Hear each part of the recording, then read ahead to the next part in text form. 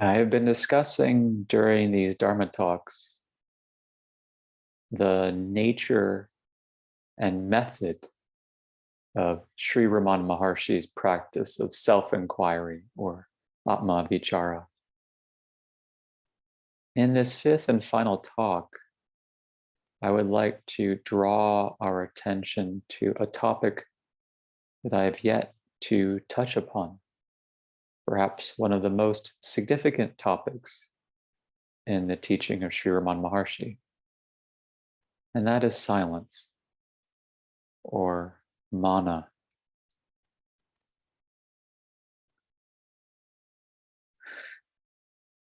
In fact, it's such an important subject in the teaching of Sri Ramana Maharshi that David Godman, a former librarian at Ramana Ashram in Tiruvannamalai, devoted an essay to the topic of silence, the teachings of Sri Ramana Maharshi. And he states the following at the outset. Bhagavan Sri Ramana Maharshi, the most widely revered Advaita teacher of the 20th century, always maintained that silence was his primary and most direct teaching.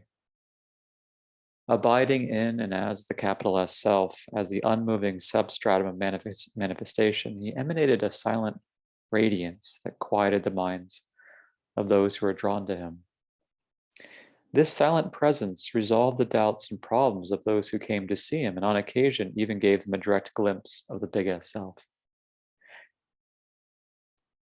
Sri Ramana did, of course, answer questions as well, but he frequently said that the silent force which spontaneously radiated from him was the highest and purest form of his teachings.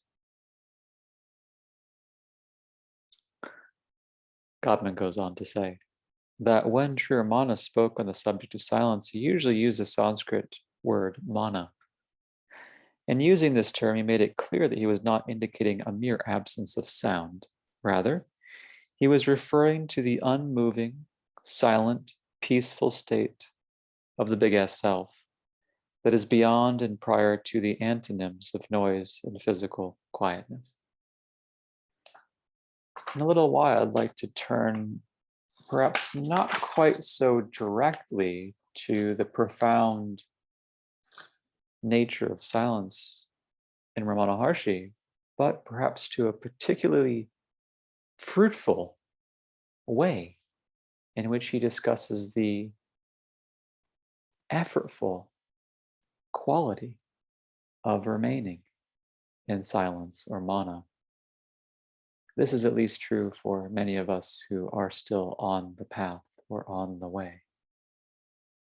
As I say, I will get there. Remember what it is that brings us here. I would like to remind us of two fundamental points that have been made time and again throughout the course of these talks. First, in the beginning was the existential opening. And the existential opening said unto you, unto me, unto us, you do not know yourself.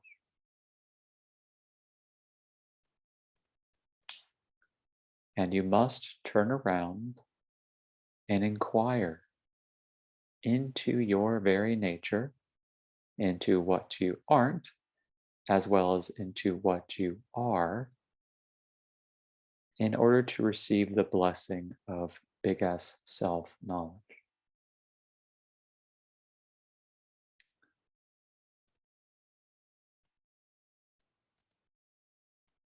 The existential opening brings us into what I have many times termed the no man's land. Like Socrates, we have knowledge of our own ignorance, or at least of a particular portion of ignorance. Namely, we do know that we do not know ourselves. So much is clear. Yet, we have yet to move, as it were, into the abode of genuine self-knowledge, the abode of true jnanis, or realized beings. Truly realized beings know themselves, know the self by virtue of being themselves, the self. Given then the existential opening, which states that we do not know ourselves, and given this betwixt place, place between being ignoramus and being a fully knowledgeable, realized being, we are fortunate in that we have stumbled upon a very beautiful method called self-inquiry. Why do we need self-inquiry or some such?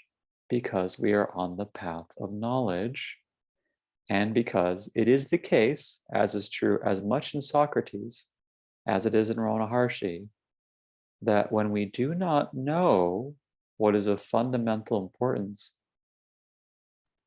we can fall to inquiring. We always only ever inquire into what we know not, but could discover.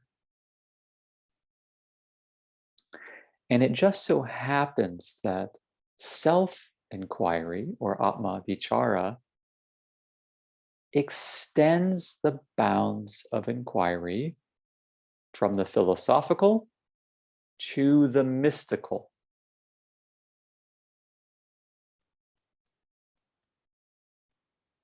It is to the mystical that we now turn. And now remember the second basic remark. The question, who am I, ultimately cannot go unanswered, provided that we continue to ask the question with earnest resolve. All that is required in order to be on the doorstep of God, as it were, is to continue to inquire into who we are. The rest is divine truth, shining forth in all its splendor.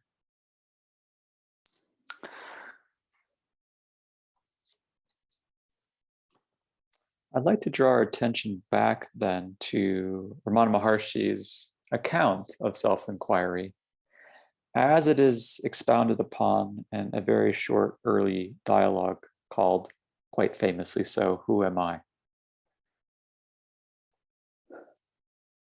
The questioner asks, this is question 11, what is the means for constantly holding on to the thought, who am I?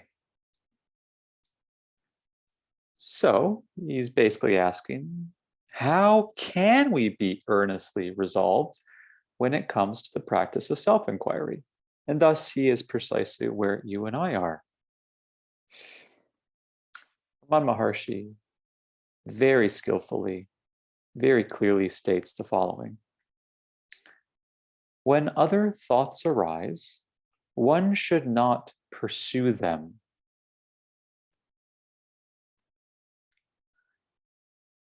Okay, this is the beginning. One should not pursue thoughts, should not be engaged with or involved in or lost in thoughts. Rather, he goes on, one should inquire, to whom do they arise? It does not matter, he states, how many thoughts arise. I think for many of us that is worth repeating here. It does not matter how many thoughts arise. Few thoughts, many thoughts, one thought, etc. It does not matter then during a particular seated meditation period whether many thoughts arise or few thoughts arise. So says the great Ramana Maharshi. He continues, as each thought arises, one should inquire with diligence, gloss on my word earnestness, quote, to whom has this thought arisen? The answer that would emerge would be, to me. Thereupon, if one inquires, who am I? The mind will go back to its source, and the thought that arose will become quiescent. With repeated practice in this manner, the mind will develop the skill to stay in its source.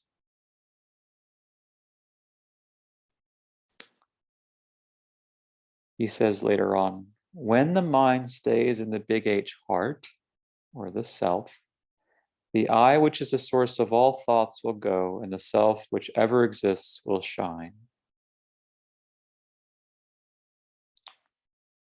So we have a beautiful encapsulation, albeit a very terse one, of the process of self-inquiry.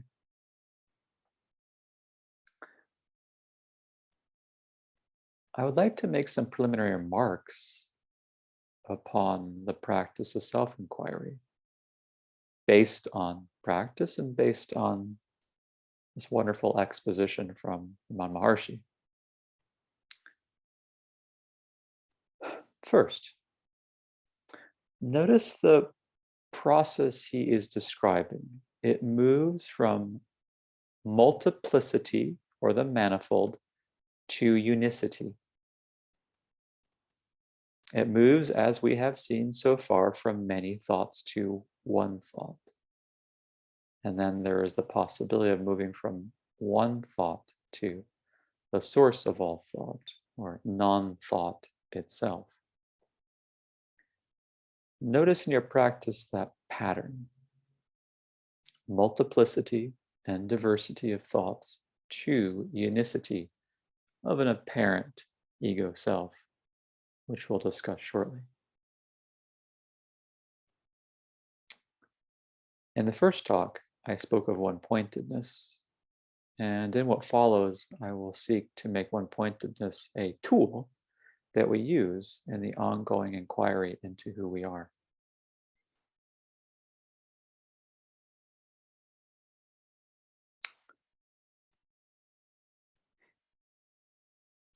Second, notice the questions are twofold. The first question is, to whom has this thought arisen?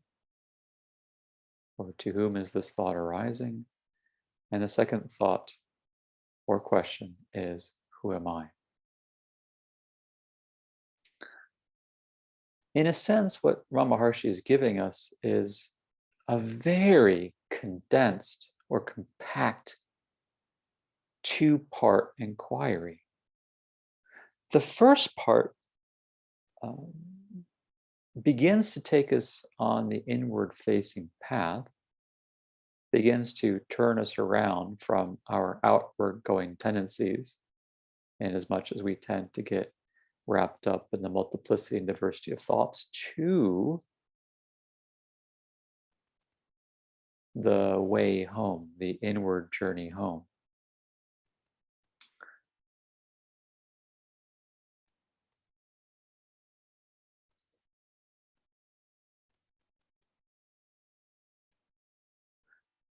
The second part allows us to see if there's anything beyond or prior to the emergence of the ego I, or I thought. In other words, the first part of the inquiry takes us to the apparent ego self.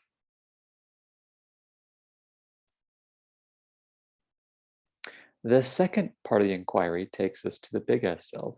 Hence, Atma Vichara, self-inquiry, could be translated as little s self-inquiry or as big S self-inquiry, or indeed as both.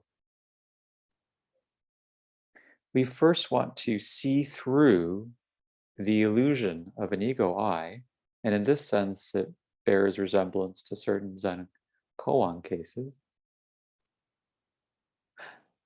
For instance, the second patriarch of Chan comes to Bodhidharma and says, "Your disciple is not at peace."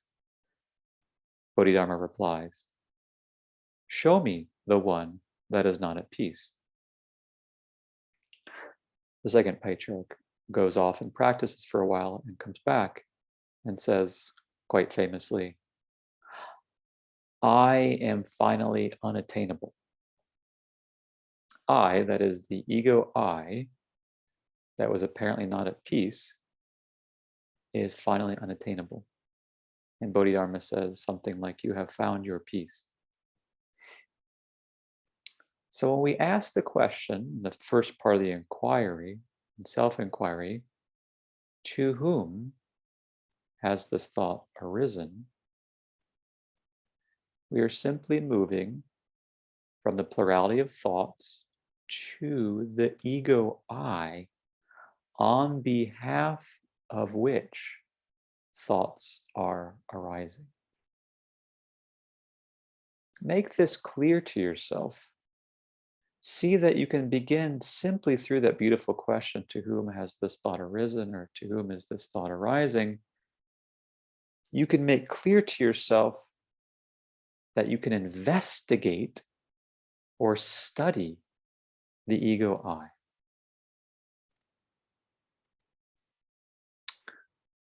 Now, if you were to study the ego I, what would you find? Well, first of all, when you ask the question, to whom has this thought arisen, there is a kind of suspended in air quality.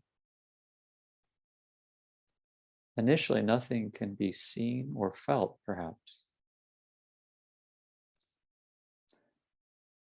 But when the answer given is "to me," so verbalized, then there is a kind of condensation. I want to call this the formal ego I. What do we actually experience when we say "to me"? The first is that this ego I is formal in as much as it has no content, no this or that. It's neither discernibly male nor female, neither tall nor short, neither old nor young, and so forth. In this sense, it is free of every this and that, and hence is formal, so understood. Second, it appears to be limited. Third, it seems to be localized. You can put those two together and say that the limitation, localization, seem to track the I am the body idea. And lastly, there appears to be, however vaguely understood, a sense of me. So it is formal, limited, localized, and me sense. This, in broad strokes, is what is discovered after we ask, to whom has this thought arisen, and then say, to me. There's a certain kind of concentrated or distilled or condensed something in or near the heart region. Perhaps it's in or near the third eye.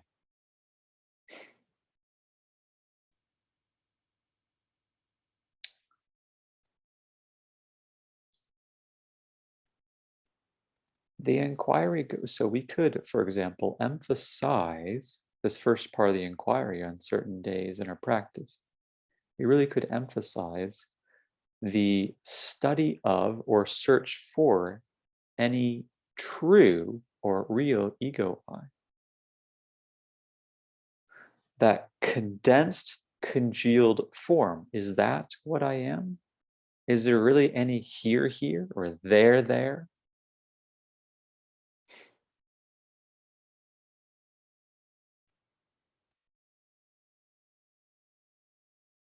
It's worth investigating further so as to know whether it is true that there is no such thing as an ego I or ego self. In the second part of self-inquiry, fascinatingly so, the ground opens up. We have just said to me, and here is a pivot point, because now the question is, who am I?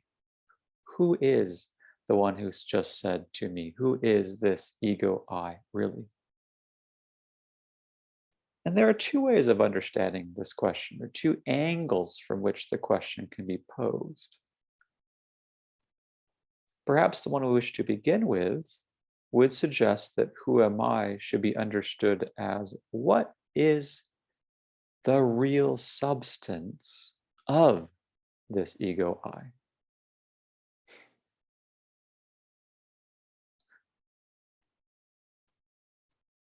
Just as a gold ring and a gold necklace is made of gold, and therefore has gold as its common element, so, this is an oft used analogy, the ego I may have as its common element, as its substratum, as its very being, the big S self.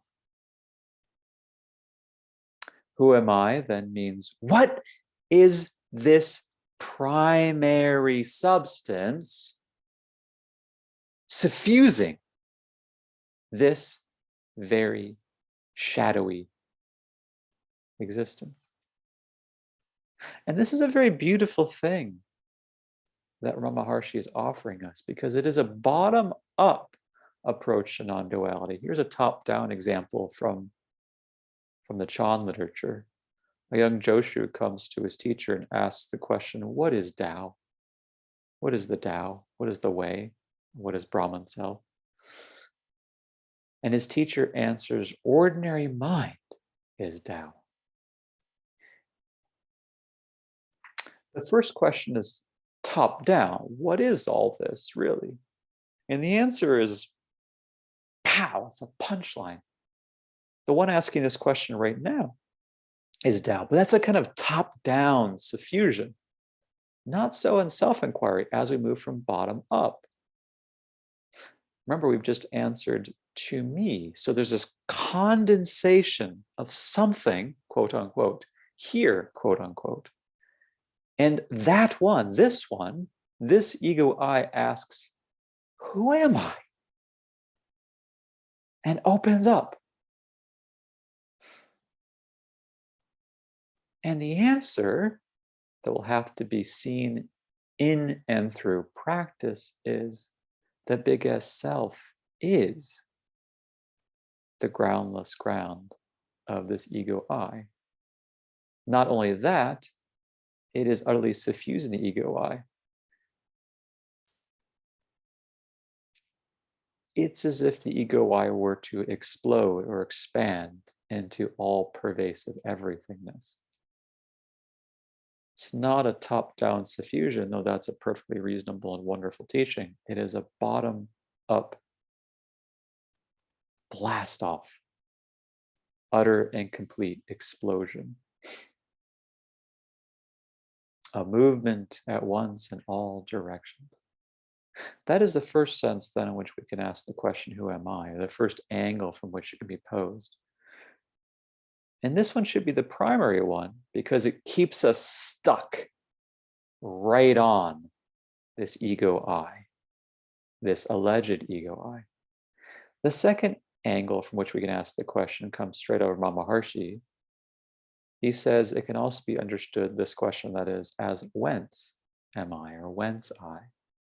Meaning, what is the source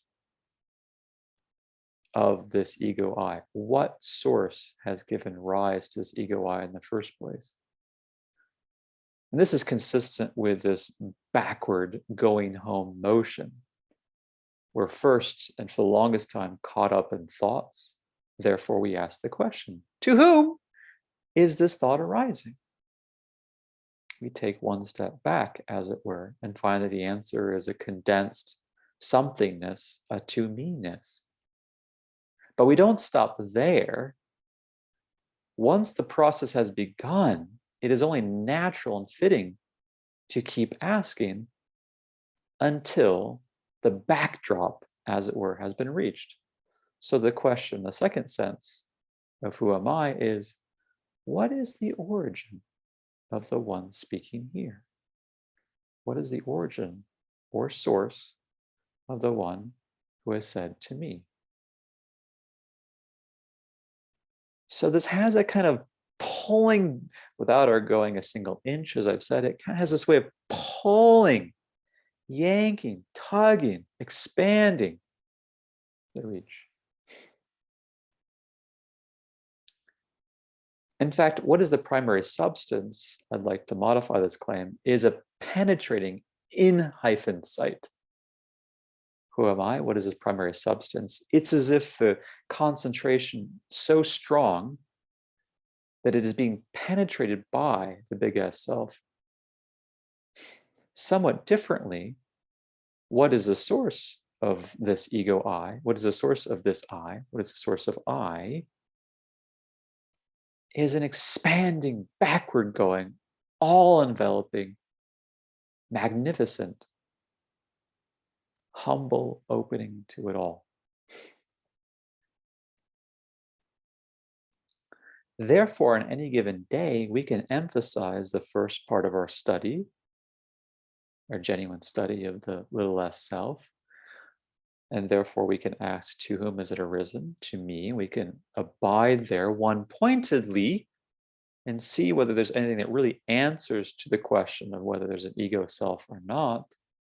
Or we can shade in and emphasize a second part of the inquiry, namely, who am I? Who am I really? We can go immediately there in the presence of a thought and ask, who am I? Really? What is the primary substance, or what is the source of the one to whom this thought has arisen? Little s self, at some times, some ways. Does it exist? Big S self. Am I this? Am I truly this?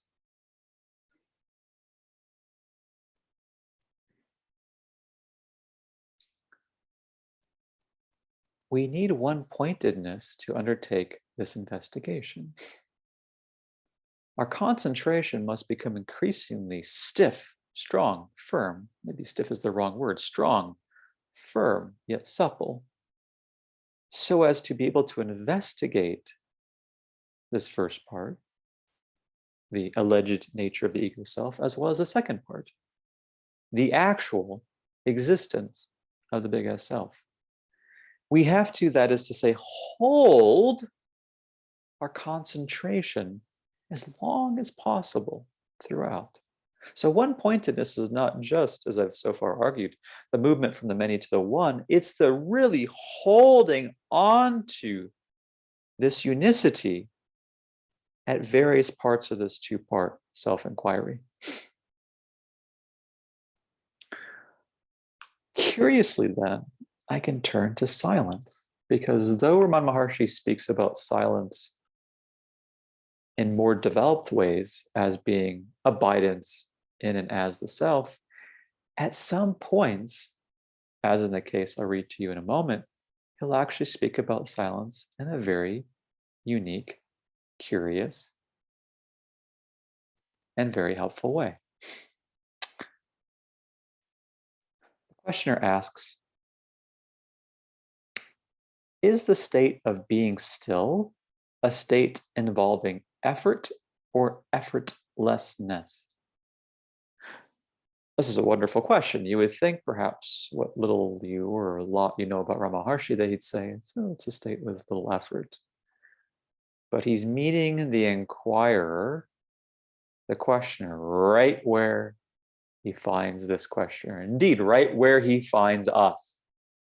So Bhagavan answers, it is not an effortless state of indolence or laziness. All mundane activities which are ordinarily called effort are performed with the aid of a portion of the mind and with frequent breaks. But the act of communion with the self, or what is the same thing, remaining still inwardly is intense activity, which is performed with the entire mind and without break. He continues, Maya, that is delusion or ignorance, which cannot be destroyed by any other act, is completely destroyed by this intense activity, punchline to follow, which is called silence or mana. It's a very curious passage. For ordinarily, when we think of silence, we think of something that is actually quite passive, you might say, or beyond activity and passivity. And indeed, ultimately, that is what he will mean when he refers to Sahaja Samadhi, which is true mana, or true silence, true quiet, self-abidance, without even the hint of effort. But for many of us who are not yet established in Sahaja Samadhi, his lesson here could not be any clearer. In this other sense of the word silence, he states that it is intense activity.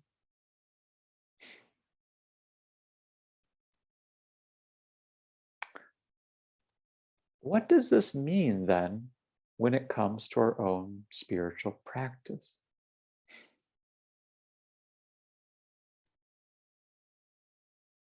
It means that whether there is a thought or not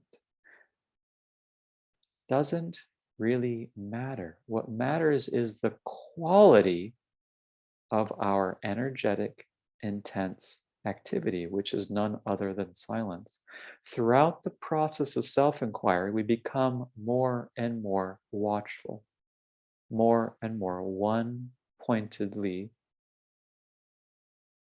introspective, more and more one-pointedly awake and alert.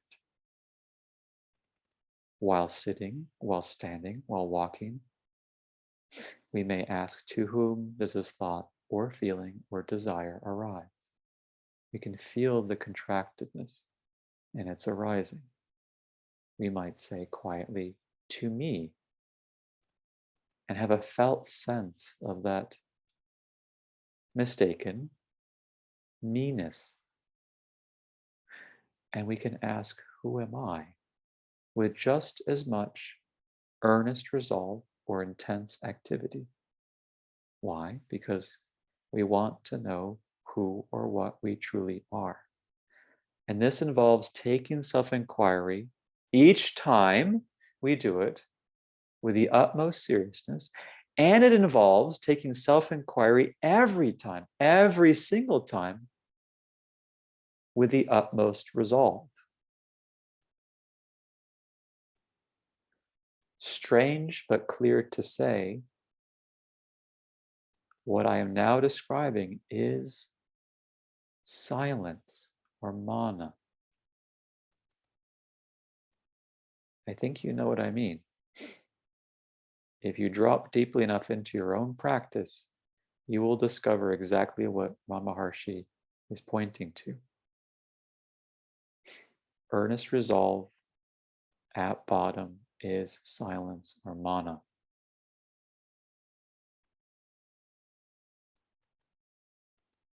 When we very naturally, very earnestly, very concentratedly take self-inquiry all the way to the end, what we find is that the question cannot go unanswered.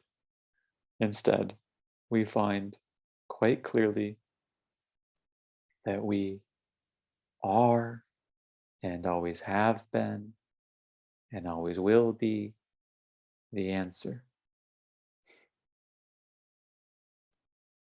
Then, the silence of intense activity naturally is felt as a silence of quiet self-abidance.